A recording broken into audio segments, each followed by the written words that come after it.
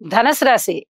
ధనస్సు రాశి వారికి ఈ వారం రోజుల కాలాన్ని కూడా పరిశీలన చేసినట్టయితే బుధగ్రహం గాని, శుక్రగ్రహం గాని మేలు కలగజేసేటటువంటి స్థితిలోనే ఉన్నాయి అని చెప్పుకోవచ్చు. అయితే బుధుని యొక్క స్థితి నీచలో ఉంటూ రాహు గారితో కలిసి ఉంది. శుక్రాచార్యుల వారు ఉచ్చలో ఉన్నప్పటికీ కూడా రాహుతో కలిసి ఉన్నారు. శని గారితో కూడా కలిసి ఉన్నారు. అంటే వివాహ జీవితంలో కొన్ని రకాల ఆటంకాలు కనిపిస్తూ ఉంటాయి. వివాహాది శుభకార్యాలు జరగడం ఆలస్యమవుతుంది. ఇంట శుభకార్యాలు కూడా వాయిదా పడేటటువంటి పరిస్థితి కనిపిస్తోంది. విద్యార్థులు చాలా శ్రమతో కూడిన విద్యని అభ్యసించాల్సి ఉంటుంది. అలాగే మాతృవర్గ రీత్యా కొంచెం శారీరక పరమైనటువంటి కష్టం ఎక్కువగా ఉండేటటువంటి కాలం అని చెప్పాలి. పితృవర్గ రీత్యా కూడా అంతగా బాలేదు.